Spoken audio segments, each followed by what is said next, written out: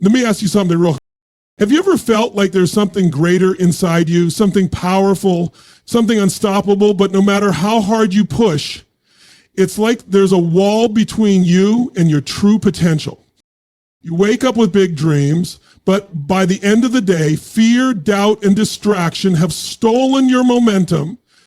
I've been there, but here's the truth most people will never tell you. You don't need to be more talented. You don't need more time. You need a stronger mind, because when your mindset is powerful, you become unshakable.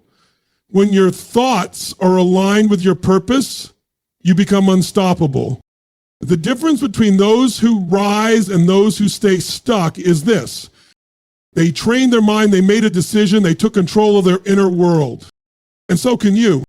So today, I'm going to show you how to train your mind, rewire your thinking, and unlock a level of potential you didn't even know existed. If you lean in with me for the next few minutes, not just hearing me, but feeling what I'm saying, this won't just be a speech. It will be a breakthrough. You ready? Eye contact. Let the energy build. Let's begin. Let me tell you something that changed my life. Something that when it finally sank in, flipped a switch. Nothing changes until you decide to take control. And I don't mean halfway. I'm talking about taking full, absolute ownership of your life. Not 80%, not 99%, 100% ownership. The moment you stop pointing fingers, stop making excuses, stop waiting for the right timing, the right people, the right sign, that is the moment your life begins to shift. See, most people live their lives reacting to the economy, reacting to their childhood, reacting to betrayal, to failure, to fear. But that reactive state, that's where your power leaks out. That's where dreams go to die. Because if you're waiting on something outside of you to change before you step into who you were born to be, you'll wait forever. The truth is, your future doesn't belong to anyone else. It's in your hands. And deep down, you know that. You weren't born to play small. You weren't born to live in someone else's shadow or let your circumstances define you. But here's what happens. The moment life hits hard, when we get knocked down, we start telling stories. Stories about why we can't, why we're stuck, why it's too late. Those stories become our cage. But listen to me. You are not your story unless you keep repeating it. I don't care what your past looks like. I don't care how many times you failed. The truth is, your past only has power if you carry it into your present. What matters now is the choice you make in this moment. Because the second you say, I am responsible, I am in charge, I decide what happens next, that's the second you take your power back.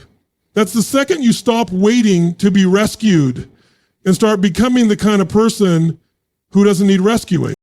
Everything changes when you make that internal shift. Your energy changes, your actions change. You stop hesitating and you start moving with purpose. You stop looking for someone to save you and you start creating your own rescue plan. You realize that nothing is going to stop you, not the doubt, not the fear, not the failures, because you've decided.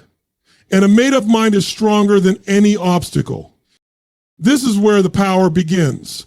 Not with a degree, not with a mentor, not even with motivation. It starts with the decision. I will no longer be a victim of my life. I will be the creator of it. And that decision, that is the moment you become unstoppable. So let me ask you now, have you decided, let me tell you something most people never realize, your mind is constantly working. It's always focusing on something. The problem is most people never choose what they focus on. And when you don't choose, the world will choose for you. Social media, the news, negativity, fear, distractions. If you let it, the world will hijack your focus and keep you stuck reacting to everything around you instead of creating what's inside you. But here's the key. Where focus goes, energy flows. Whatever you focus on, you feel. Whatever you focus on, you move toward. Focus is not just mental, it's emotional. If you keep focusing on problems, you'll feel overwhelmed. If you keep focusing on what's missing, you'll feel lack. If you keep focusing on your failures, you'll feel defeated. But the second you shift your focus to solutions, to progress, to what you want instead of what you fear, that's when your whole energy changes. The mind is like a magnifying glass. Whatever you put it on gets bigger. And most people are magnifying the wrong things. They're zoomed in on fear. They're zoomed in on what they can't control. And that focus is stealing their power, draining their drive, killing their momentum. But once you decide to take control of your focus, to direct your mind with intention, that's when you start building a mindset that can't be shaken. Focus isn't about ignoring reality. It's about choosing your reality. You can see the obstacle and still focus on the outcome. You can acknowledge the pain and still focus on the purpose. It's not about being blind. It's about being disciplined with your attention. Because the most powerful people in the world are not the ones with the best circumstances. They're the ones with the best focus. You want to train your mind? Start by asking better questions. Stop asking, why does this always happen to me? And start asking, what can I learn from this? Stop asking, what if I fail? And start asking, what if this is the breakthrough I've been waiting for? Questions direct focus. And when you shift the questions, you shift the quality of your life. Focus is a skill. It's like a muscle. You've got to train it. You've got to guard it. You've got to protect your mental environment the same way you'd protect your home. Because your focus is sacred. It builds your clarity. It fuels your emotions. It drives your actions. And if you don't master it, you will always be at the mercy of the chaos around you. So let me ask you right now, what are you choosing to focus on? Every single day, whether you realize it or not, you are living according to the beliefs you've accepted as truth. Beliefs about who you are, what you're capable of, what you deserve, what's possible for you. And the scary part, most of those beliefs weren't even chosen by you. They were given to you by parents, by teachers, by culture, by failure, by pain. You didn't consciously agree to them. They just got wired into your brain over time until they started to feel real. But just because something feels real doesn't mean it's true. Most people were walking around chained to invisible limits. They've been carrying around beliefs like, I'm not smart enough, I'm not good enough, success is for other people, I always mess it up. And they don't even question them anymore. They live by these beliefs, make decisions based on them, and wonder why they feel stuck. But here's the truth. Your beliefs are not facts. They're a choice. And when you realize you can choose what to believe about yourself, everything changes. See, you will never outperform your own identity. If deep down you believe you're average, you'll act like you're average, you'll show up like you're average, and you'll get average results, even if you have extraordinary potential. It's not your talent that sets the ceiling, it's your beliefs. And if you want to unlock your full potential, you've got to start breaking the old mental code and writing a new one. You have to ask yourself, what do I believe about myself? And where did that belief come from? And more importantly, is it serving me or is it sabotaging me? Because every belief either builds your future or limits it. There is no neutral. If you keep telling yourself you're not ready, you'll always hesitate. If you keep telling yourself you're not worthy, you'll keep pushing success away without even realizing it. But when you flip the script, when you decide to start believing that you are capable, that you are powerful, that you do deserve more, you begin to align your thoughts, emotions, and actions with the future you actually want.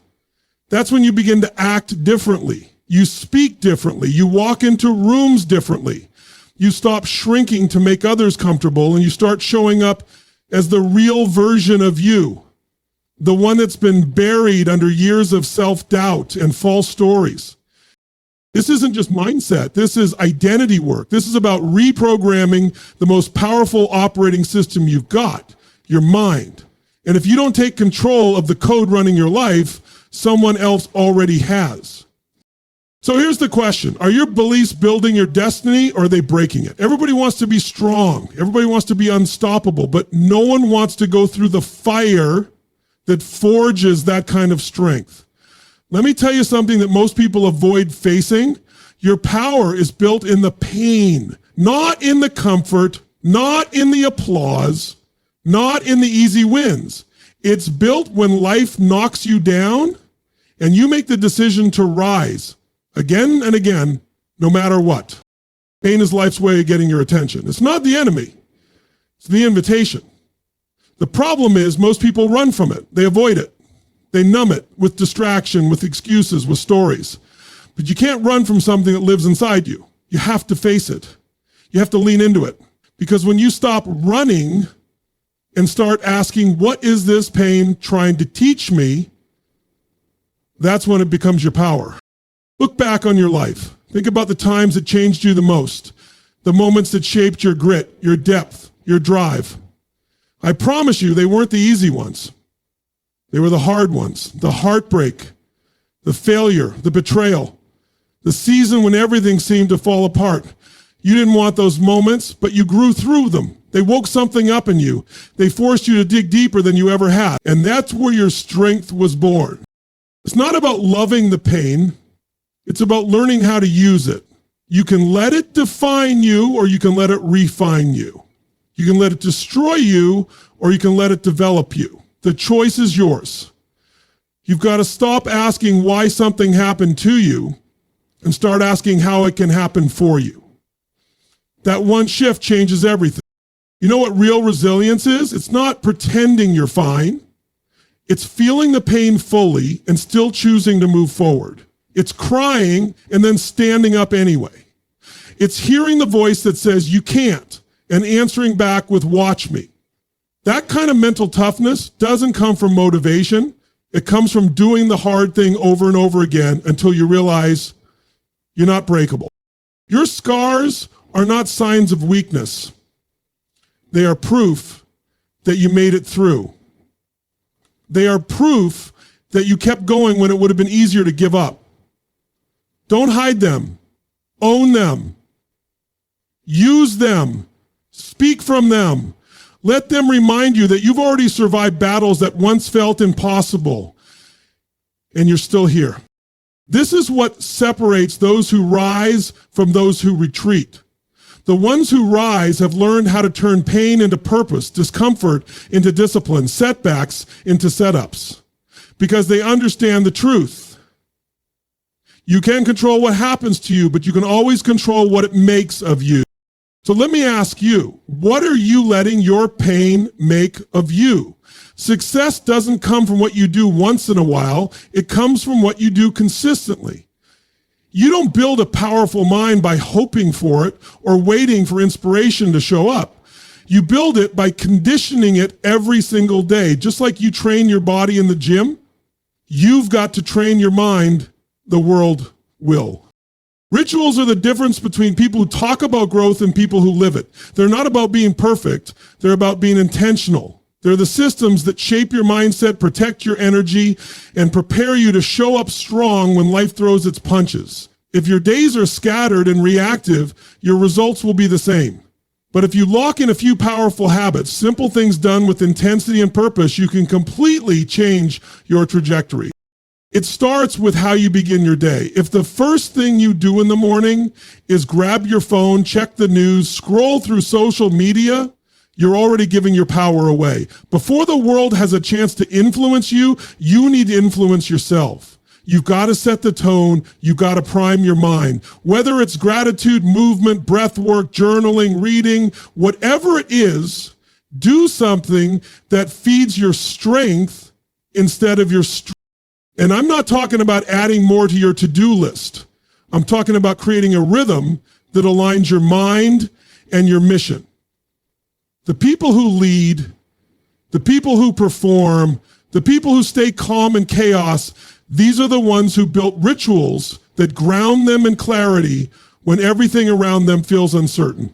It's not willpower, it's structure. And that structure creates freedom. It's not just about mornings either. Throughout your day, you've got to protect your state. What are you feeding your mind? Who are you listening to? What are you letting into your world? Every conversation, every scroll, every piece of information is either sharpening you or dulling you. Choose carefully. Be ruthless about what gets access to your mind, because every input becomes part of your internal code. And when your day ends, don't just collapse into sleep with chaos still running in your brain. Close the loop. Reflect. Celebrate what you did right. Learn from what didn't work. Reset your energy so you wake up focused, not frantic. Most people never pause long enough to notice that their days are driving their destiny. You want a powerful life? Build powerful rituals. Do the small things with intention until they create unstoppable momentum. Don't wait to feel motivated.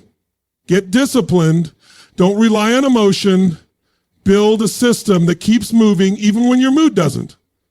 That's how greatness is built. Quietly, daily, relentlessly. So the real question is, what are you training your mind to expect from you every day?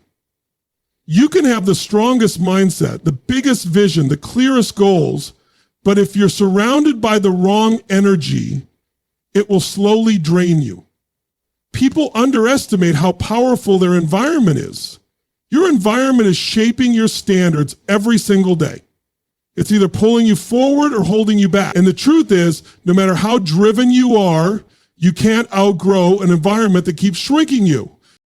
Think about it. If you're constantly around people who doubt themselves, complain, settle, make excuses, over time, you start to absorb that energy. Not because you're weak, but because you're human. And whether you realize it or not, your mind is always scanning the room, asking, what's normal here? And whatever's normal in your environment becomes the ceiling for what you believe is possible. But you weren't born to live within someone else's limitations. You were built for growth, for expansion, for purpose. And to live at that level, you've got to get intentional about who and what you're allowing into your space. Because when you're around people who are playing small, they'll guilt you for wanting more. They'll question your ambition. They'll label your hunger as too much. And if you're not careful, you'll start shrinking to stay accepted, when deep down, you know you were meant to rise. You've got to surround yourself with people who raise the temperature, people who challenge you to think bigger, speak bolder, show up stronger, people who don't just inspire you, they expect more from you. They see your potential even when you can't. They call you out when you're playing safe. That kind of circle doesn't drain you, it stretches you. And that stretch, that's where your real growth lives. This isn't just about people either. It's about what you consume. Your conversations, your content, your habits. Everything around you is either wiring your mind for strength or weakening it. Start paying attention to the patterns.